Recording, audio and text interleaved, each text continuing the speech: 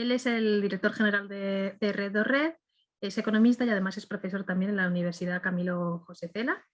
Y nada, para nosotros es un placer tenerle aquí en esta jornada. Así que nada, adelante, Mac. Él nos va a presentar,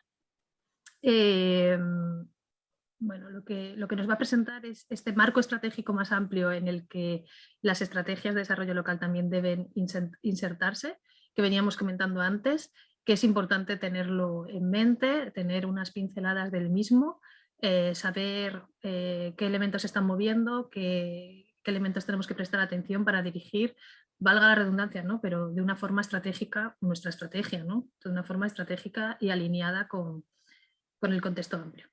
Pues adelante, Mac. Bien, muchísimas gracias, María, y gracias por invitarme a participar en esta sesión.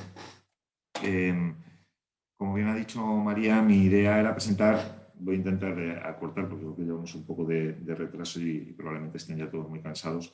Voy a intentar comprimir al máximo mi intervención sobre los ejes de lo que consideramos que es más relevante, ¿no? Para eso he preparado una pequeña presentación que paso a desarrollar. Ahora, muy bien. ¿Vale?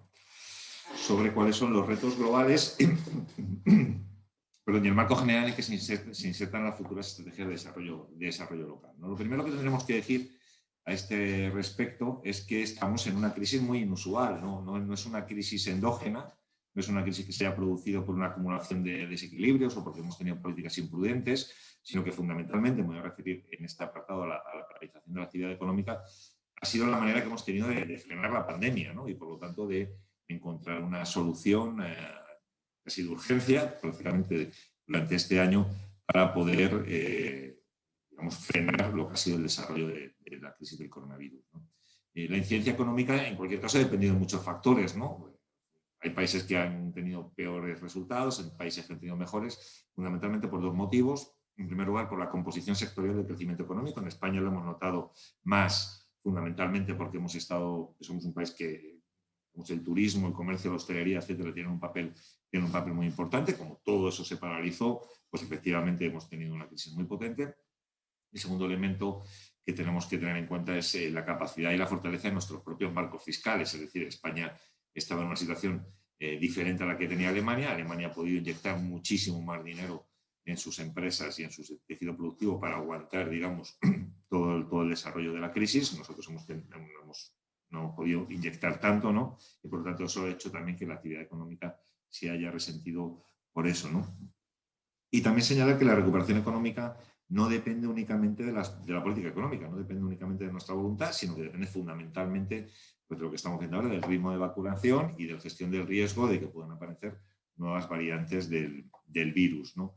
Pero básicamente me centraría en este aspecto. O sea, no ha sido una crisis provocada por malas políticas o malos desarrollos, sino que ha sido una crisis fundamentalmente dirigida a paralizar. Hemos tenido como lo que llamamos un coma inducido en la economía y en la sociedad para evitar una propagación mayor del virus. Pero al mismo tiempo que esta crisis es inusual, nos plantea una recuperación inusual, ¿no? Nos plantea una recuperación inusual donde más que nuevas tendencias, y yo creo que esto sería una de las primeras lecciones que deberíamos sacar de este año que llevamos con la pandemia, este año largo ya, año y medio, es que lo que hemos vivido es una aceleración de tendencias que estaban ya de alguna manera existentes, ¿no? Y esto tiene que ver después por lo que voy a comentar de cuál ha sido la respuesta que hemos dado a estas tendencias, ¿no? En primer lugar, se ha acelerado la digitalización, no solamente de la economía, sino también de las relaciones sociales, ha incrementado muchísimo el comercio electrónico. Ahora mismo estamos conectados en una reunión que normalmente hubiera sido presencial o un taller que hubiera sido presencial, estamos haciéndolo online. Se han incrementado las desigualdades sociales, tenemos que ser conscientes. Solo en España, Oxfam Intermón, en un estudio que hicimos con ellos el año pasado, calculaban más de 1 millón de nuevos pobres.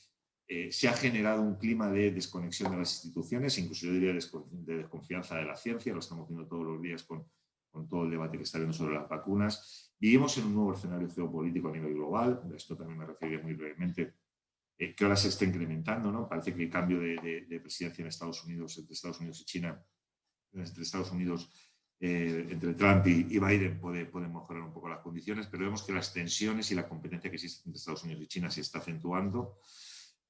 Hay una reformulación de la política económica y eso tiene que ver mucho con el rol que pueden jugar los grupos de acción local, que es cierto retorno del sector público. O sea, el sector público está de nuevo liderando algunos de los procesos que se habían dejado del mercado en los últimos años y estamos evidenciando cómo se acelera o cómo se profundiza una fractura social de lo que podríamos llamar los nuevos perdedores, ¿no? Me referiré a ellos a lo largo de toda mi presentación. Yo creo que tener esto en mente es importante como panorama global, porque lo que estamos es intentando construir una estrategia o una serie de estrategias que den respuesta a estos datos en un corto periodo de tiempo. Estamos hablando de que tenemos básicamente una década para afrontar estos retos, ¿no? La década que ahora comienza, o que está comenzando ahora, es una década determinante en términos de orientar esta revolución digital hacia una dirección socialmente aceptable, o sea, que no genere nuevas fracturas sociales. Reducir, lógicamente, el impacto del ser humano en los ecosistemas, particularmente en el cambio climático, pero podríamos hablar de biodiversidad también, podríamos hablar de contaminación de plásticos, etcétera, otros elementos con los que estamos ya acostumbrados. Tenemos una década para intentar mitigar las desigualdades sociales que se han generado a través de la crisis anterior y de esta crisis, ¿no? Y recomponer de alguna manera el pacto social y político. No son retos solamente para España, que son retos, yo diría, básicamente globales, porque estas fracturas se están produciendo en todos los países, ¿no? Lógicamente, tenemos que atender al reto demográfico y de alguna manera recuperar la confianza en el futuro. Yo creo que uno de los elementos fundamentales que han marcado esta doble crisis, ¿no? La crisis financiera y la crisis del coronavirus, es que de alguna manera hemos perdido la confianza en el futuro, ¿no? Y esto tiene mucha importancia, digamos, si queremos construir realmente un verdadero pacto social y político renovado. Y desde esta lógica, desde estos retos que plantea la década determinante, es que se ha construido, en el caso de la Unión Europea y ahora vemos en el caso de España, de manera con capas superpuestas, una respuesta global a esta situación y una respuesta global a estos retos, ¿no? Aquí me gustaría señalar un elemento que me parece de especial interés, que es que las propuestas que estamos trabajando, y yo me voy a referir fundamentalmente a tres: al plan de recuperación, el Green Deal y a los Objetivos de Desarrollo Sostenible, no encajan perfectamente. O sea, no son una decantación uno de otro, sino que son elementos que comparten una cierta narrativa, un cierto relato sobre lo que entendemos que es el desarrollo humano, partiendo de tres principios que me parecen importantes tener en cuenta y que podríamos reflexionar sobre ellos, ¿no? En primer lugar, plantear el pensamiento a largo plazo. O sea, la Agenda 2030 es una agenda que ya luego lo veremos, tiene una duración hasta el año 2030. El plan de recuperación se traslada hasta el año 2026-2027. El Green Deal está pensado también para toda la década. La semana pasada se presentó el Gobierno de España presentó el documento España 2050, que es un ejercicio que están haciendo otros países. En realidad, de lo que estamos hablando es de intentar situar en el largo plazo las transformaciones de alcance que tenemos que generar. Por lo tanto, primer elemento que creo que combina, ¿no?, que hace que esta nueva narrativa tenga cierto sentido, es el pensamiento a largo plazo. En segundo lugar, la apuesta por transformaciones de alcance, que se están pensando en transformaciones profundas de la economía, de la sociedad, del tejido productivo, de la matriz energética, de nuestra interpretación y de nuestra vertebración territorial. Son transformaciones de alcance, no son pequeñas cosas, aunque luego veremos que se materializan en pequeñas cosas. En principio, la vocación es de hacer una transformación de alcance. Y en tercer lugar, creo que es muy relevante situar la innovación como motor de este cambio. O sea, todo el cambio que tiene que ver con el Green Deal, con los ODS, incluso con el propio plan de recuperación, se articulan en torno a la confianza en que la innovación tecnológica, social, política, ambiental, etcétera, van a ser, digamos, el motor de estas transformaciones.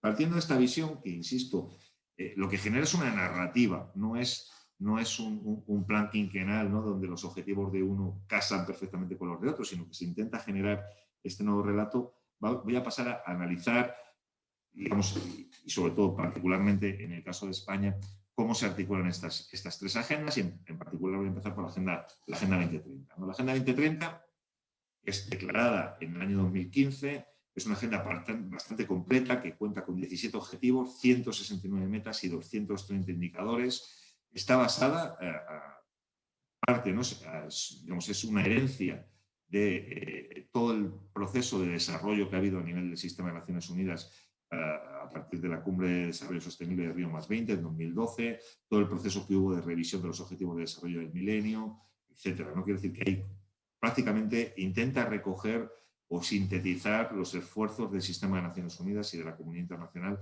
de los últimos 20 años, hasta el año 2015, desde la Cumbre de Río de 1992, ¿no? Con una novedad con respecto a otras agendas que se han establecido en el marco del sistema de Naciones Unidas. La primera es que afecta a todos los países que han firmado la declaración, es decir, España está comprometida, como veremos, con esa agenda que dura hasta el año 2030.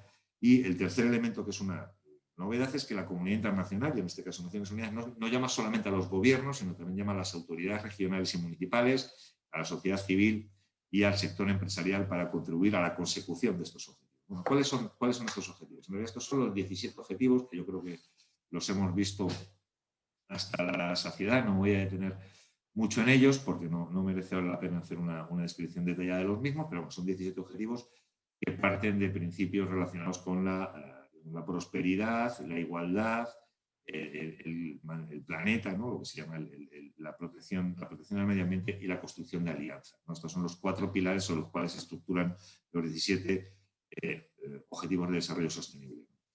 Lo cierto está en que estos 17 objetivos de desarrollo sostenible se pueden abordar de una manera integral.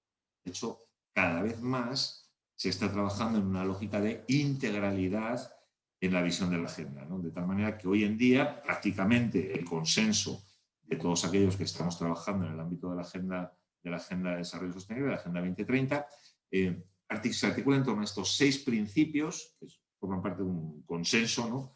O estas 6 transformaciones que son sobre las cuales tendríamos que abordar nuestro trabajo o abordar nuestro proceso de desarrollo, ¿no? La revolución digital, todo lo que tiene que ver con la inteligencia artificial, los sistemas autónomos, la biotecnología, las capacidades humanas, la formación, la cualificación, la lucha contra las desigualdades, un sistema responsable y sostenible de consumo y producción, lo cual significa incorporar la economía circular, la descarbonización de la energía, el acceso a la energía, la descarbonización de nuestra matriz energética, la protección y la promoción de la biosfera y la protección del agua y la buena gestión de los recursos, incluyendo en este caso la agricultura, y un elemento muy interesante que aparece señalado y que también sería motivo de debate es, digamos, centrarnos en las grandes ciudades, ¿no? En las smart cities, en las ciudades inteligentes, ¿no?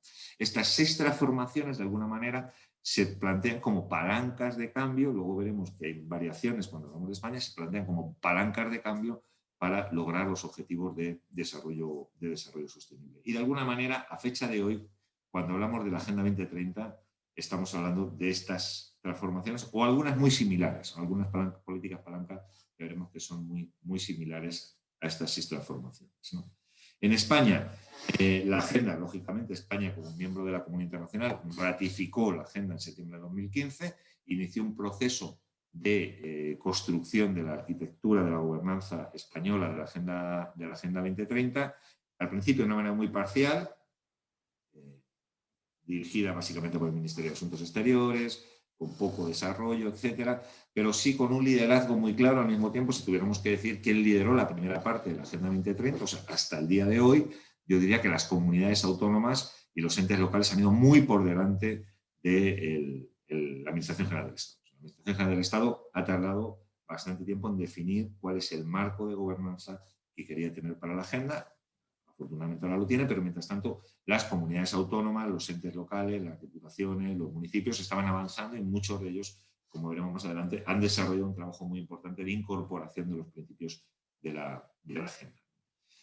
¿Cuál es la gobernanza actual en España? Pues la gobernanza actual en España parte de que tenemos una Secretaría de Estado para la Agenda 2030, que estaba situada en la Vicepresidencia Segunda de Derechos Sociales, ahora es el Ministerio de Derechos Sociales y Agenda 2030, con 3 pilares fundamentales: una comisión delegada de gobierno, que es de alguna manera quien impulsa todo el desarrollo de las políticas públicas vinculadas a la Agenda 2030, la conferencia sectorial, que es la participación de las comunidades autónomas y de la Federación Española de Municipios, y un Consejo de Desarrollo Sostenible, donde hay actores de la sociedad civil, academia, expertos, etcétera, ¿no? Todo esto, digamos, acompañado por la parte parlamentaria, por la Comisión Mixta para la Coordinación de la Estrategia de Desarrollo Sostenible, que es una comisión mixta Congreso-Senado, ¿no? Con esta gobernanza, se ha complejizado en los últimos años es que estamos avanzando hacia la articulación de nuestra estrategia, ¿no? Lo cierto está en que la agenda, a fecha de hoy, no tiene en España un documento estratégico único. No hay una Agenda 2030 para España.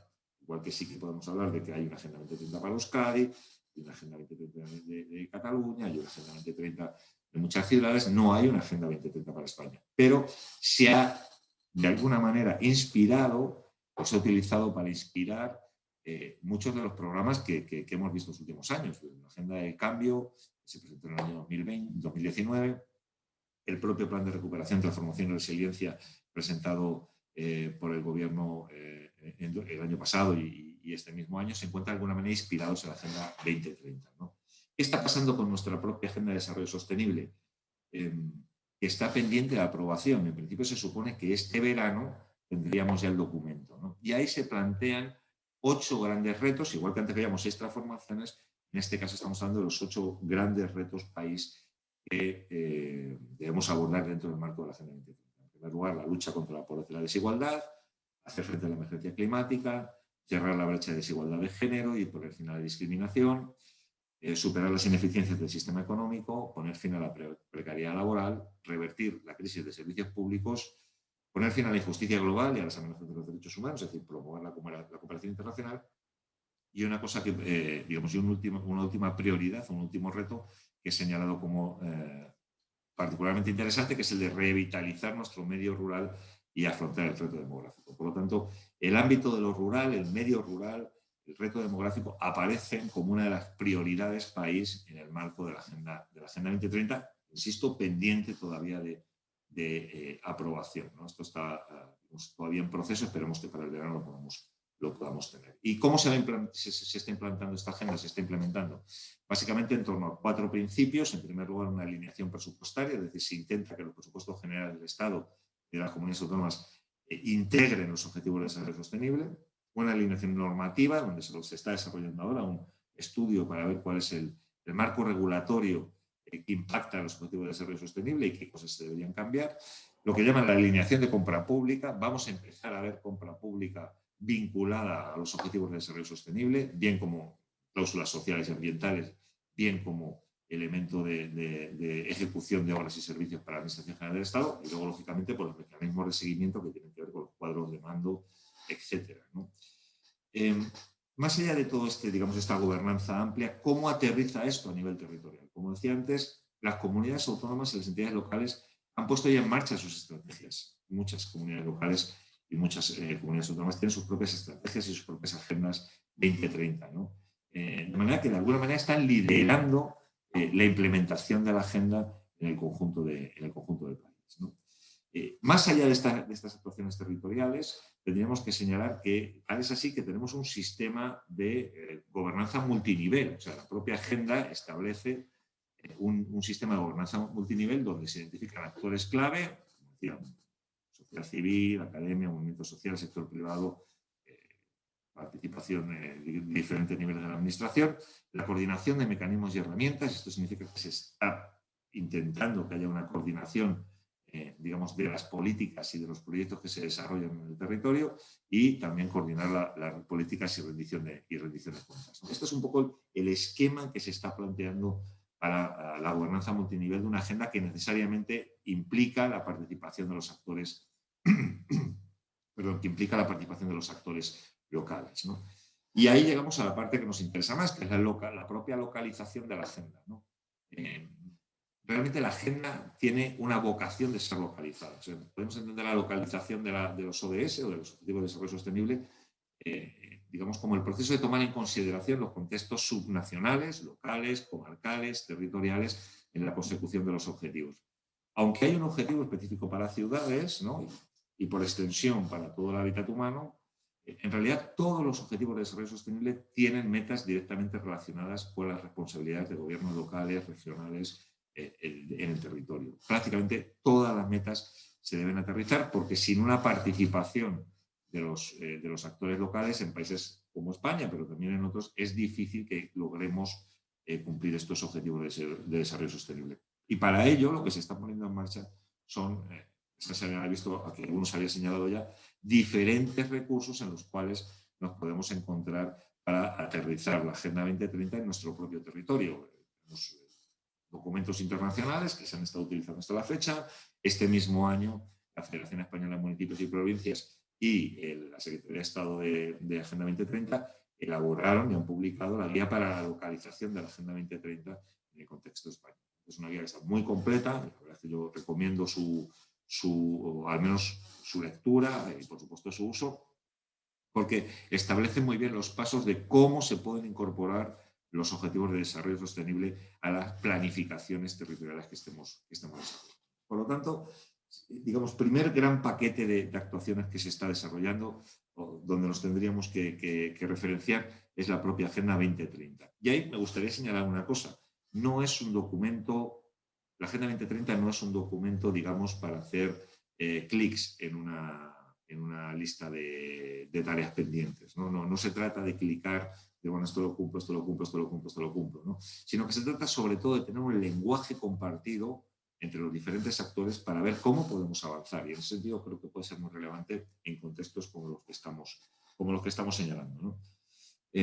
¿Cuáles son las prioridades que marca la Agenda 2030 para el mundo rural, ¿no? En primer lugar, marca 4 prioridades. En primer lugar, mejorar la funcionalidad del medio rural para garantizar una prestación de servicios públicos en el territorio con criterios de equidad. En segundo lugar, impulsar procesos de dinamización socioeconómica de raíz endógena. Yo creo que esto directamente está pensado, ¿no? o puede representar una oportunidad para la población local. Eliminar las brechas de género derivadas del reto demográfico y fomentar la articulación de la población urbana con los espacios rurales, o sea, buscar la vinculación entre lo urbano y lo rural. Estas son las prioridades que España marca dentro de la Agenda 2030, que más directamente, no digo que todas, por supuesto, pero que más directamente impactan en el mundo rural, ¿no?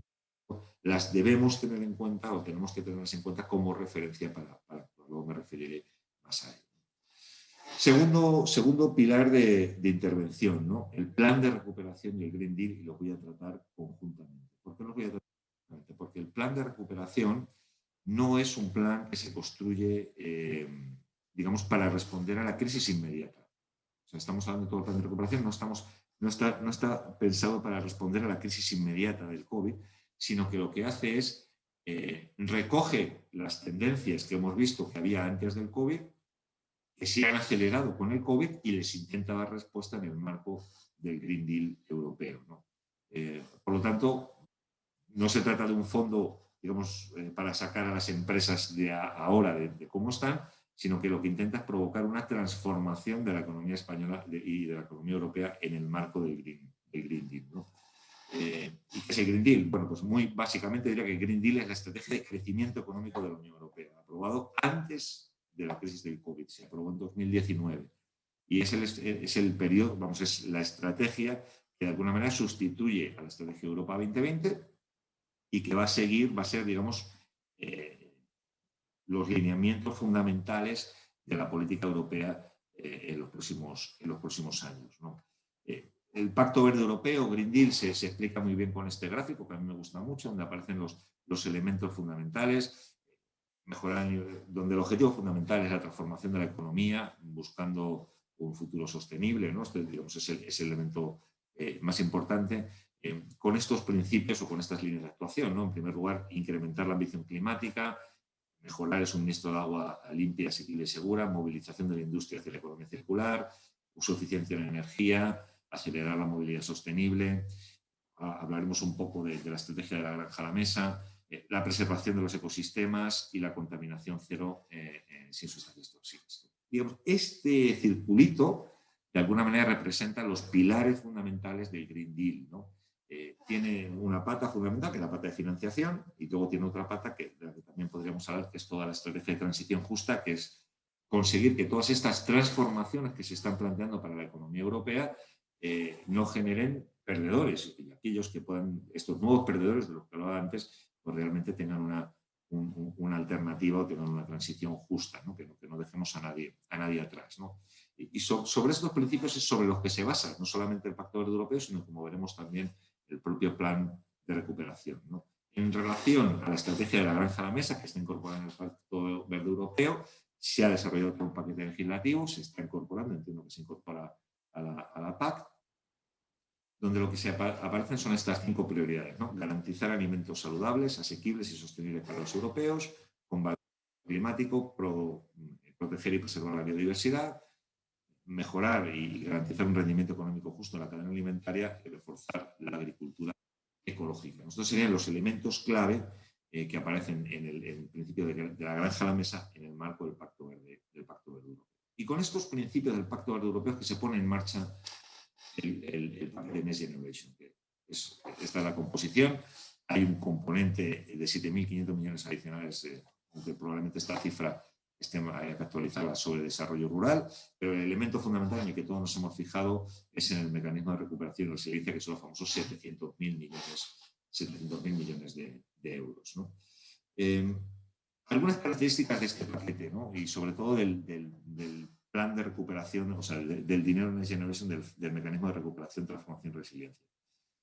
Lo primero que tenemos que decir es que es un instrumento centralizado, y esto tiene mucho que ver con lo que voy a contar después. Es un instrumento centralizado en la medida en que los Estados miembros no están actuando como gestores de los fondos. No es como con los fondos FEDER o FEADER, donde digamos, el ministerio correspondiente, en este caso el Ministerio de Agricultura, actúa como gestor del fondo.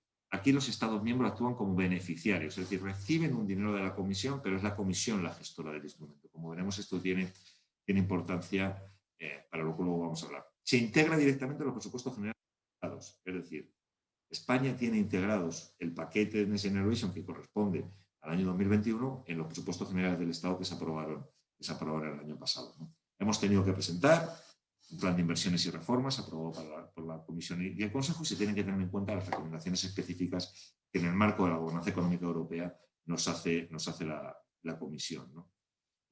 Sabemos que podemos comprometer gastos hasta el año 2023, aunque la ejecución será hasta el 2026. Estas características son muy, muy, muy importantes para entender la lógica que hay detrás del instrumento. Porque sus prioridades son las que aparecen aquí, que están muy vinculadas en buena parte al Green Deal, ¿no? Digamos, las prioridades establecidas por la Comisión son el Power Up, que es todo el tema de energías renovables, la renovación y todo el tema de eficiencia energética, la recarga y el repostaje renovable, la conectividad digital, la modernización del tejido productivo y de la industria, la ampliación de las capacidades y de la recualificación profesional. Por lo tanto, los 3 pilares fundamentales son transición energética, transición digital y formación del capital humano. Estos son los 3 pilares sobre los que se basa el plan europeo y sobre los que descansa también el plan español. Sabemos que se ha presentado, el primer borrador se presentó en octubre y el segundo borrador en abril del 2021. Es un plan que está negociado por la Comisión, o sea, no se el gobierno de España, sino que llevan muchos meses trabajando para lograr estos resultados. Y aquí lo que señalaría que es muy, muy importante es que el enfoque del plan es sectorial, no tiene un enfoque territorial. Es decir, no vamos a encontrarnos con que va a haber un dinero para Aragón, o un dinero para Valencia, o un dinero para Extremadura, ni siquiera un dinero para la Diputación de Ciudad Real, sino lo que vamos a ver es que todos y cada uno de los programas que se apoyen tienen una dimensión sectorial. Y esto para el territorio, como es el caso de la agrupación local, pues es relevante, ¿no? Con 10 políticas palanca, 30 inversiones prioritarias y 20 proyectos tractores, ¿no? Se alimenta, y esto también es importante señalarlo, se alimenta de los planes y estrategias ya existentes. Quiero decir que no se inventa nada nuevo, sino que en cada uno de los ámbitos el plan recupera lo que ya se había dicho, ¿no? Por ejemplo, en digitalización de la Agenda Digital España 2025, en cambio climático del Plan Nacional de Energía y Cambio Climático, en todos los elementos que ya estaban puestos en marcha, que se articulan, y lo que aparece en el plan fundamentalmente son las reformas y las inversiones vinculadas a esas estrategias, ¿no? ¿Cuáles son nuestras prioridades? Pues de manera muy detallada, están en el plan, pero aparecen estas 10, que es la agenda urbana y rural, la infraestructuras y ecosistemas resilientes, transición energética justa, modernización de la administración, modernización del tejido industrial y las pymes, pacto por la ciencia y la innovación, formación del capital humano, de nuevo, educación y conocimiento, nueva economía de los cuidados, impulso de la industria de cultura y deporte y modernización del sistema fiscal. Estas son las grandes prioridades de nuestro plan de nuestro plan de inversiones, que luego se desarrollan en diferentes componentes, como vamos a ver más adelante. El problema que tenemos con este plan es la complejidad que representa su ejecución. Esto es solamente un pequeño esquema para que vean cuál es el nivel de complejidad que acompaña al plan, ¿no? Fundamentalmente porque, y lo ven en la pantalla, el plan está pensado para ser ejecutado por los ministerios. Aunque haya dinero que vaya a las comunidades autónomas y dinero que vaya a las entidades locales, los responsables de la gestión del plan van a ser los ministerios. Y en ese sentido, como decía, prima la dimensión sectorial sobre la dimensión territorial. Y esto tiene que ver, va a tener mucha relevancia porque si queremos hacer proyectos integrales en el territorio, nos vamos a encontrar con que no hay ventanilla para estos proyectos. No hay una ventanilla para proyectos integrales, hay ventanillas para diferentes elementos sectoriales, ¿no? De tal manera que el principal actor de la ejecución va a ser la Administración General del Estado. Por lo menos tenemos que ser estas fechas ya honestos y decirlo claramente, que ha sido quien ha planificado las prioridades, ha sido quien va a establecer las bases para la ejecución, ha sido quien va a establecer los indicadores de seguimiento y los hitos que se tienen que cumplir, etcétera, ¿no? Fundamentalmente a través de la figura de subvención y con una figura ambigua que a fecha de hoy todavía no sabemos, tiene más recorrido mediático que administrativo, que es el de los PERTES, los famosos proyectos especiales de transformación de la economía española, ¿no? A fecha de hoy, estos PERTE están generando muchísimas expectativas, no siempre bien manejadas, y la percepción que tenemos, los que estamos un poco trabajando en el ámbito del plan, es que va a pasar como con el parto de los montes, ¿no? Que saldrá un ratón de los PERTES. Una sensación que no vamos a tener, no son la figura que muchos nos hubiéramos imaginado que iban a ser de grandes alianzas público-privadas. A fecha de hoy, la verdad es que su desarrollo es muy, muy escaso y veremos a ver qué recorrido tiene. ¿Qué riesgos tenemos con este plan? Pues en primer lugar, tenemos un riesgo de subejecución. O sea, España tiene que ejecutar entre unos fondos y otros, entre los fondos que nos quedan hasta el 2023, los fondos nuevos del periodo 21-27 y el de Next Generation, tenemos que programar, ejecutar o comprometer hasta 200.000 millones de euros de aquí al año 2023. O sea, quiero decir que es un esfuerzo tremendo en un país que no sea, digamos, destacado particularmente por su nivel de ejecución en este último periodo. Ese es el primer riesgo, pero luego tenemos otros riesgos. Riesgos que tienen que ver con hacer una mala ejecución, o sea, gastar el dinero pero gastarlo mal, gastarlo en proyectos que no son transformadores, que no aportan innovación, etc. Al mismo tiempo podemos estar invirtiendo dinero en modelos de negocio o en sectores que no están maduros todavía, ¿no? Y esto nos puede llevar también a que mucho dinero no tenga impacto, ¿no? Otro elemento de mala absorción sería que se planteara una lluvia fina de iniciativas, ¿no? Que se saca el otro día hablando con el secretario general de G20 y Asuntos Económicos de Moncloa, decía que van a sacar una convocatoria de 5.000 millones de euros para digitalizar 1 millón de empresas. Claro, esto significa que van a dar 5.000 euros a cada empresa, ¿no? Entonces, bueno, tenemos que medir cuál es el impacto de estos fondos que se van a distribuir de esta manera de lluvia fina, ¿no? Si realmente digamos, me parece que es demasiado poco dinero para tantas empresas, ¿no? Y otra posibilidad es que haya una captura de los fondos, ¿no? Que los fondos, digamos, en una buena parte se queden capturados en pocas manos, en pocos proyectos, con grandes empresas que tengan mucha capacidad de interlocución y de ejecución de proyectos. Por lo tanto, estos riesgos los tenemos que ver cómo los vamos a gestionar. A fecha de hoy no hay una respuesta clara cómo se van a gestionar, ¿no? Entonces, ¿qué oportunidades nos abre el plan de recuperación y resiliencia? Como decía, al contrario que la Agenda 2030, que la Agenda 2030 sí que tiene un enfoque integral, intenta desarrollarse en el territorio, hay herramientas para la localización, etcétera, ¿no? Como herramienta de planificación y de reflexión. El plan no es territorial. Aunque tenga elementos que tienen esa territorialización, como veremos ahora, no es territorial. O sea, no se van a poder hacer intervenciones integrales fácilmente. ¿Por qué? Porque cada uno de los verticales, ¿no? Cada uno de los componentes de esas intervenciones integrales va a depender de su propia convocatoria del Ministerio de Ramo. Por lo tanto, esto hace que sea difícil, digamos, construir en el territorio estrategias integradas con dineros del plan, ¿no? Aunque veremos que pues, lógicamente los podemos utilizar, porque sí que hay aspectos temáticos que están relacionados con el territorio. Fundamentalmente yo señalaría 3 componentes en lo que tiene que ver con el mundo rural. Componente 3, que es transformación ambiental y digital del sistema agroalimentario y pesquero. Componente 4, restauración de los ecosistemas y su biodiversidad. Y componente 15, la conectividad. Pasando rápidamente por lo que representan sobre todo los componentes 3 y 4, las inversiones que están previstas en el componente 3, que es alrededor de 1.000 millones de euros, hablan de mejora de la eficiencia y sostenibilidad en el regadío, modernización de las mejoras y capacidades de lucha contra las enfermedades de los animales y plantas, refuerzo de los sistemas de capacitación y bioseguridad en viveros, gestión de residuos ganaderos, digitalización del sector agroalimentario y forestal y un plan de impulso a la sostenibilidad, investigación e innovación del sector pesquero. En el componente 4, que tiene que ver con biodiversidad y con patrimonio natural, las prioridades son estas: digitalización del patrimonio natural, conservación de la biodiversidad terrestre y marina y restauración de ecosistemas e infraestructuras verdes. Aparece lógicamente luego la gestión forestal sostenible a través de planes de soporte técnico, líneas de actuación sobre el reto demográfico, luchar contra la despoblación y con un especial esfuerzo para esta materia de defensa de los ecosistemas en la lucha contra los incendios. Estos son los grandes componentes relacionados con el mundo de los GAL. Yo tendría que decir que estos son los grandes componentes que se integran o que se articulan o que podrían complementar las actuaciones de los GAL. Pero hay otros componentes que tenemos que tener en cuenta, por ejemplo, los que tienen que ver con turismo sostenible, con apoyo a la pequeña y mediana empresa, eficiencia energética, economía circular, etc. Con todo este panorama, lo que sí que sabemos a fecha de hoy es que ha habido algunas iniciativas que abren la puerta a pensar, con todo el nivel de incertidumbre que tenemos a fecha de hoy todavía, que puede haber una participación activa desde el territorio.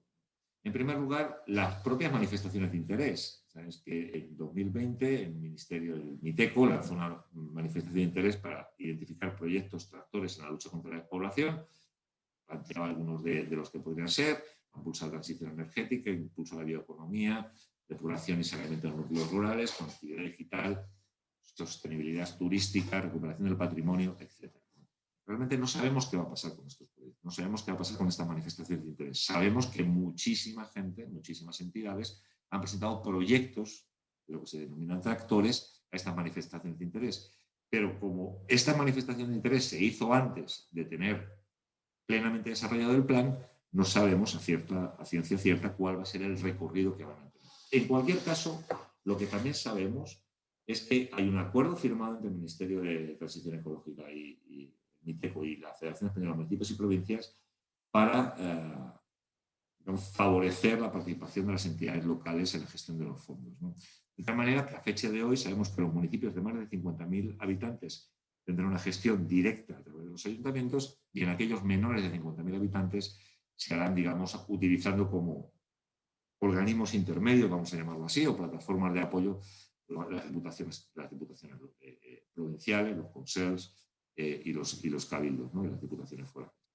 Se va a hacer reuniones periódicas y en principio se calcula que el primer paquete de financiación que va a estar gestionada por las entidades llegará hasta 569 millones de euros, al menos, que están concernidas por este acuerdo, ¿no? Entonces, en conclusión, ¿qué opciones tenemos en el marco del desarrollo local? ¿Qué opciones tenemos en el marco de las actuaciones de los GAL, de las estrategias de desarrollo local que están planificando y que están ahora mismo analizando ellas, teniendo en cuenta esta gran agenda, esta nueva narrativa del desarrollo que se está construyendo, ¿no?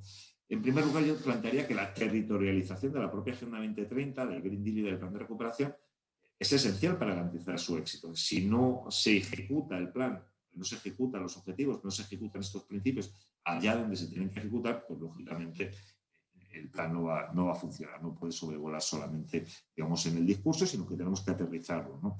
Y por lo tanto, pensamos o pienso, y esta es la reflexión a la que les invitaría que hiciéramos conjuntamente, que las estrategias de desarrollo local pueden ganar en consistencia y valor si se integran adecuadamente, digamos, con el conjunto de principios que recogen estas tres grandes líneas estratégicas, ¿no? El Green Deal, la Agenda 2030, el programa del Plan de Recuperación, etc. Y ahí me gustaría indicar, aunque sé que van a tener una sesión específica sobre esto, que es el momento de apostar por la innovación y de tomar riesgos, o sea, ser capaces de generar procesos y proyectos más innovadores, con más alcance, donde, como he podido escuchar antes a María Coto, planteaba, digamos que las estrategias de desarrollo territorial, las estrategias de desarrollo local, deben ser lo suficientemente ambiciosos como para incorporar elementos que no van a ser estrictamente financiados por LEADER, que pueden ser financiados por otros pilares que se puedan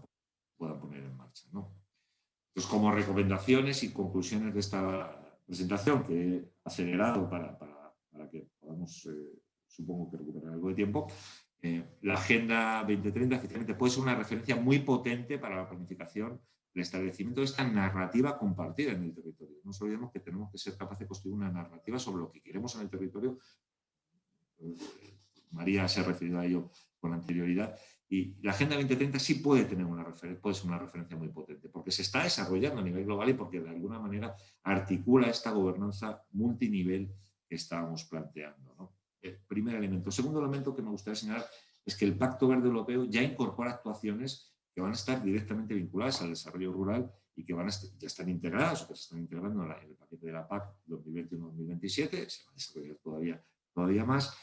Y que, aunque el plan de recuperación y resiliencia apenas tiene una dimensión territorial, si es cierto que en un enfoque de proyecto a proyecto puede complementar, puede permitir, de alguna manera, en estas planificaciones expandidas o estas planificaciones, digamos, más ambiciosas, podríamos incorporar algunos elementos financiados por el plan de recuperación y resiliencia a nuestra propia estrategia de desarrollo territorial, con las incertidumbres actuales en torno a las convocatorias que van a salir, en cuanto a cómo va a ser la gestión, etc., ¿no? A mí me gustaría señalar un elemento clave. No se trata tanto de hacer cosas nuevas, ¿no? No se trata tanto de hacer, digamos, proyectos, de sumar proyectos, ¿no? No sé cómo decir esto, sino que se trata más bien de cambiar la forma en la que hacemos las cosas. Esta es la apuesta fundamental que recoge la Agenda 2030 y el Pacto Verde Europeo y que intenta trasladar, con mayor o menor acierto, el plan de recuperación y resiliencia. No se trata de tener un plan que es una suma de proyectos, se trata de hacer una visión compartida del territorio, ser capaces de alinear esta visión compartida del territorio con los grandes retos que tenemos de los objetivos de desarrollo sostenible, del Green Deal, un poco lo que está dando al principio de mi intervención, y a partir de ahí ver cuáles son las prioridades de intervención, y algunas de ellas se financiarán seguramente con LEADER, otras no, y otras probablemente pues, se podría tener la suficiente ambición como para intentar recoger financiación de las líneas del plan de recuperación y resiliencia, que por otro lado encuentran en los grupos de acción local y encuentran en todo el trabajo consolidado durante años en las estrategias de desarrollo local, pueden encontrar un terreno abonado muy interesante para desarrollar realmente proyectos innovadores y que realmente tengan alcance en el territorio. Y con esto terminaría mi presentación. La he comprimido, digamos, con la idea de que pudiéramos a lo mejor tener un tiempo de conversación ahora, o al menos, si no lo tenemos, pues de que puedan recuperar parte de la que han perdido con anterioridad. Muchísimas gracias. Muchas gracias, Mac. Bueno, yo creo que ha sido un excelente repaso de ese marco más amplio del que venimos hablando, o ese marco que lógicamente va a influir las estrategias de los grupos, va a influir la actuación de todos los actores y también de los grupos, y ese marco en el que también podemos influir, ¿no? De alguna forma, y ahí recojo esa conclusión, ¿no? de cómo el alinearnos con ese marco más amplio, el a lo mejor utilizar esas herramientas que se han generado en el marco de la Agenda 2030, que nos permiten esa narrativa común, pues nos puede dar una mayor consistencia a nuestras estrategias. Y recojo sobre todo también esa última reflexión, que creo que se alinea muy bien con lo que venimos hablando, ¿no? Que no se trata de hacer cosas nuevas, sino de hacer las cosas de una manera nueva, ¿no? Me parece bastante interesante para el proceso en el que estamos embarcados.